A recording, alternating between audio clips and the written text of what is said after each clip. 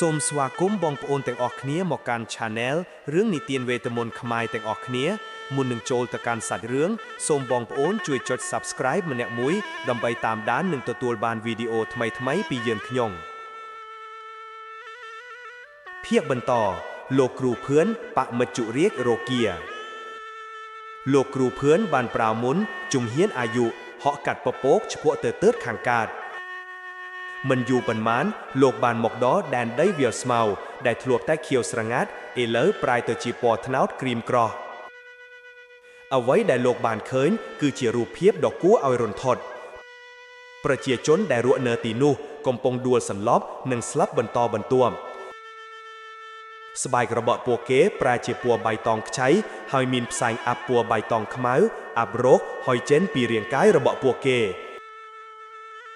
ខ្យល់អាកាសពោពេញទៅដោយក្លិនស្អុយរលួយនៅចំកណ្ដាលភូមិលោកគ្រូភឿនបានឃើញប្រភពនៃមហន្តរាយមច្ចុរាជរោគាកំពុងឈរនៅទីនោះវាមិនមែនជាមនុស្សឬសត្វទេតែជារូបរាងដ៏គួរខ្ពើមរអើមបង្កើតឡើងពីសាកសពនិងជំងឺរាប់លានដែលមានពន្លឺពណ៌បៃតងចាំងចេញពីក្នុងខ្លួន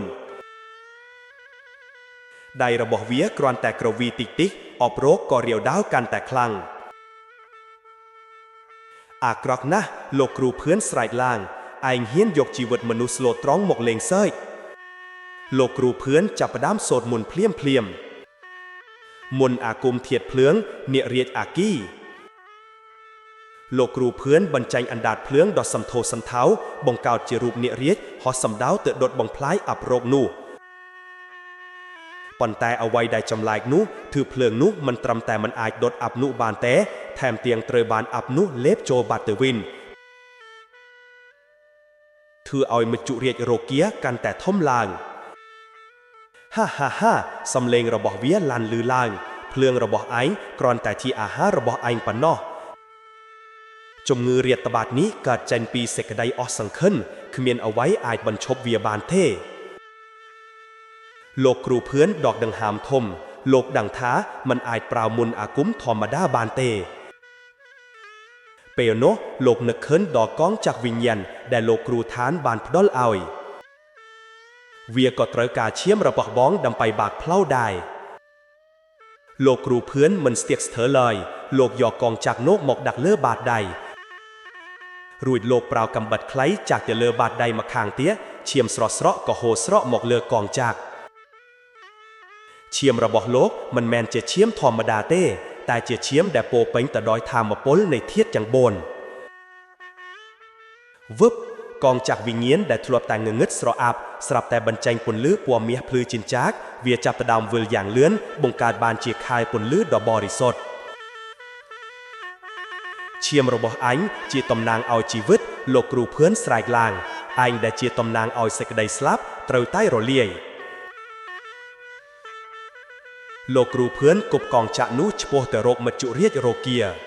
មច្ចុរាជរោគាភ័យស្លន់ស្លោវាប្រមូលអបរោគទាំងអស់បង្កើតជាខែលដ៏ក្រាស់ដើម្បីការពារខ្លួនឆ្វាច់កងចក្រវិញ្ញាណបានទម្លុះខែលនោះដោយក្រដាសហើយហោះកាត់ដាច់ខ្លួនរបស់មច្ចុរាជរោគាជាពីរមិនពិតទេនោះជាសំឡេងចុងក្រោយរបស់វាពន្លឺពណ៌មាសដ៏បរិសុទ្ធបានផ្ទុះឡើងពីកងចក្រលាងចម្រាស់អបរោគទាំងអស់ក្នុងតំបន់នោះ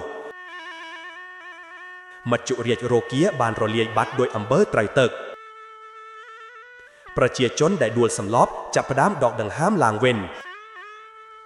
ពណ៌បៃតងនៅលើស្បែករបស់ពួកគេក៏ចាប់ផ្ដើមរលុបបាត់បន្តិចម្ដងលោកគ្រូភឿនត្រុតគ្រួនចោះហត់នឿយយ៉ាងខ្លាំងដោយសារការបាត់បង់ឈាមលោកងើបមុខមើលទៅទិសខាងលិចនិងទិសខាងជើងប្អូនឋានបងកែវភារកិច្ចរបស់ឃ្លឹងចប់មួយហើយសង្ឃឹមថាប្អូននិងបងអាចយកឈ្នះសត្រូវរៀងខ្លួនបាន